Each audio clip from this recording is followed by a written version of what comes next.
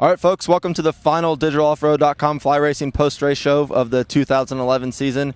I'm your host, Jason Newberg. Got my buddy Brian Pierce from Seat Time here. Yeah, what's going on, guys? And we're going to try and wrap up what happened today in the last race of the year. Hopefully it doesn't get too dark on us. The moon is actually out right now. We don't have any filters on, so it looks like it's brighter out.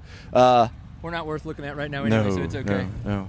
So I guess we'll get right to it. Don't want to beat around the bush too much. The track was pretty rough, pretty beat up. There were sections of the track that they raced on Friday and Saturday, so it was going to be a man's race out there. Yeah, then they had the quads in the middle of it, so not only did they race Friday, Saturday in the quads, it's pretty nuts. Yeah, it was pretty gnarly conditions out there, and thankfully we did get that rain earlier in the week because we ended up having some pretty dry sections of the track as well. And so dust actually became a factor in the race, which is kind of crazy when we were afraid about mud early in the week. It could be a mud run, and then all of a sudden motocross track, you could barely even see everybody out there with all the dust. So it was pretty cool. Yeah, so off the start in the XC1 hole shot, it looked a little bit like deja vu from Friday. Josh Strang up front, crashes in the first turn. Paul Whibley, Charlie Mullins behind him.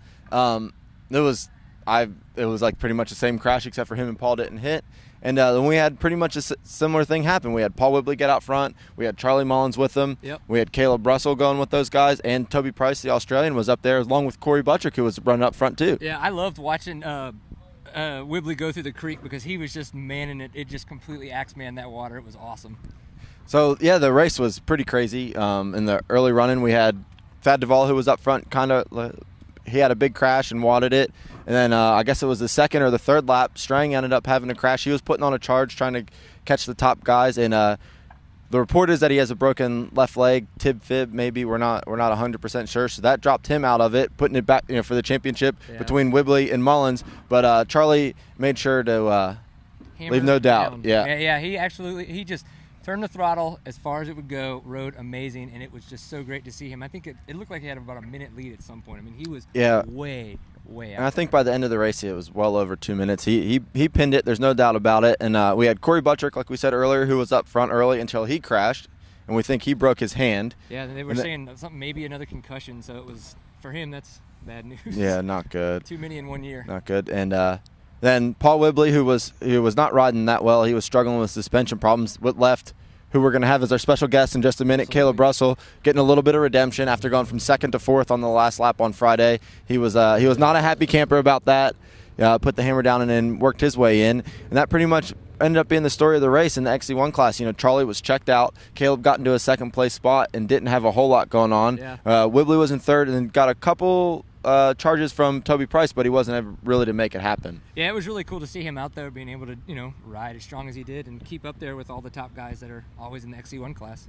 Yeah, Toby, he's the Australian 4-day champion. He got 8th overall at the ISDE this year, so he's definitely a fast rider, but he's still trying to figure out this American GNCC thing. And he wants to come over bad, following the footsteps of like Shane Watson, Glenn Carney, and Josh Strang. I don't know if it's going to be able to happen next year, but hopefully he'll come back soon because he started to figure it out a little bit at the end of the race today. Yeah, I think so. He's definitely on it. All right, should we bring in our special guest? I think so. This guy's kind of goofy looking, but why not? Here comes Kailub Russell, our special guest, with the 4 pieces of his no-shave November hair that he has growing. Oh, no. You got nothing on me and Brian. I just want to say that. I just started growing it, so I got to see how far it gets here. I just started growing mine too, November 1st, but we won't go there. But you can ride a dirt bike a lot better than me, so the one thing I got on you is facial hair and height, and it doesn't really do a whole lot for me. So luckily he twists the throttle better. Yeah, that's how you get the ladies. For sure. So Kailub, tell us how it went. We knew the track was rough. How'd your race go?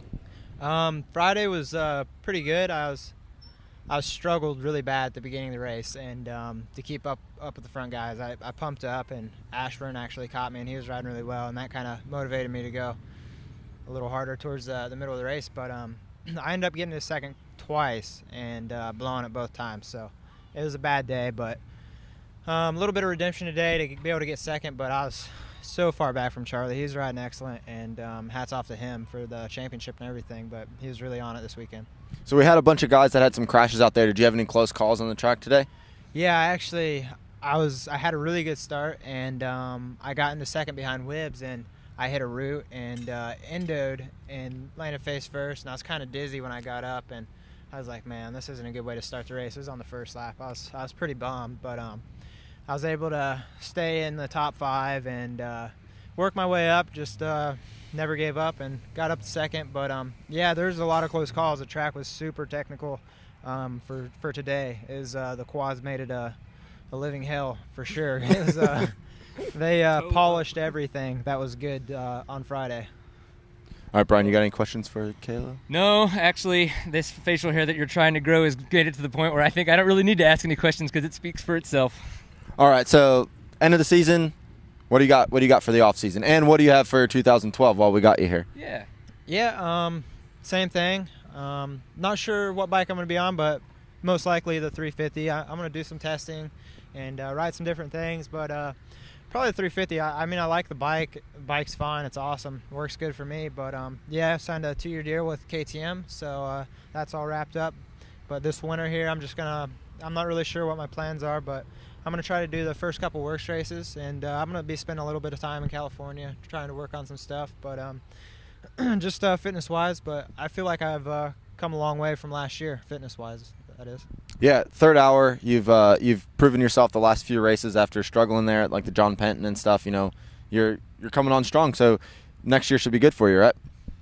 Yeah, for sure. I mean, that's what I'm working for. I mean, I felt good yesterday or Friday, that is, after the race, and I mean, I feel pretty damn good today. So, I mean, you looked really good at the end there, and I'm glad to see you come in for second place. It was pretty awesome. Yeah, I know.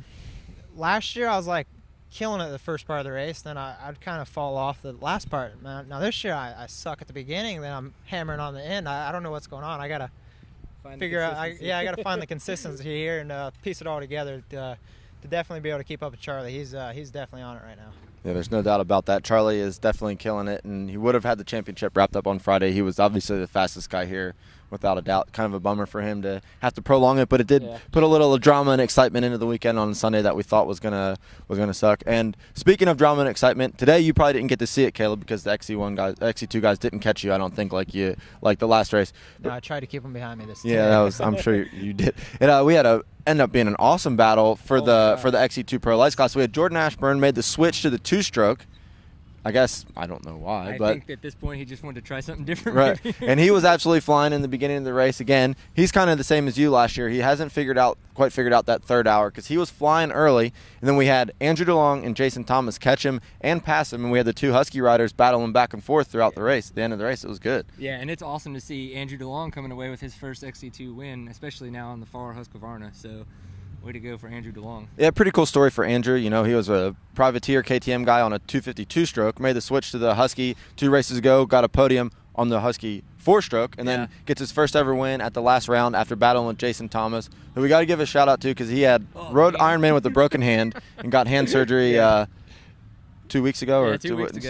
Yeah, looking at him yesterday, I mean, the ice pack that he had on his hand, you were just like, oh my gosh, just looking at it, walking around, you knew it hurt to be alive, let alone riding a motorcycle. Oh, I can't imagine. I made it 3 miles today and got a flat tire, and I was pretty well happy with that. So I can't imagine doing that track out there with the broken hand. But I guess that's pretty much it because it is getting seriously dark out here. Kailub, say something funny. You got anything funny? I mean, you look funny. Crack a joke.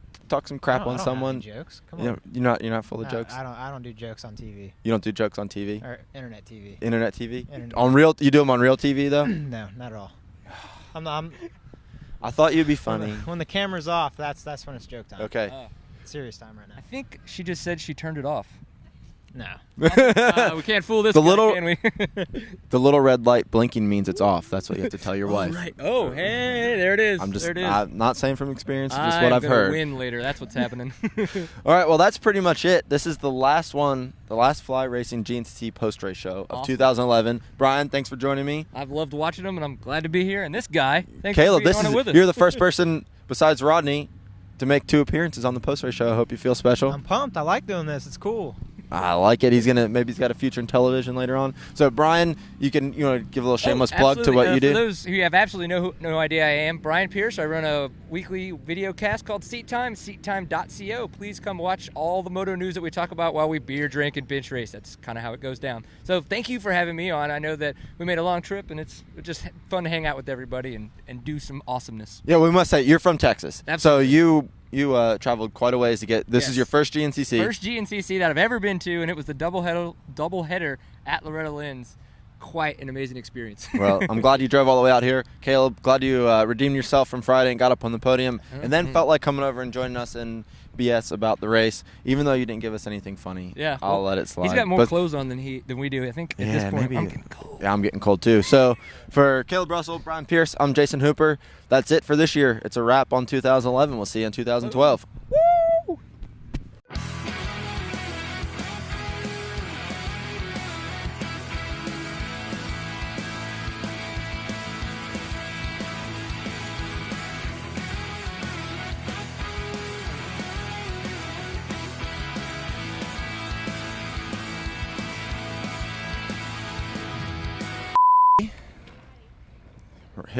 I can't see the record button because I got my GoPro still on there. Live. I look like hell. We look like hell together. You ready? It's recording. Fucking moon's out. Yeah. What the hell? This is the full moon episode. Ready? Absolutely. All right, here we go.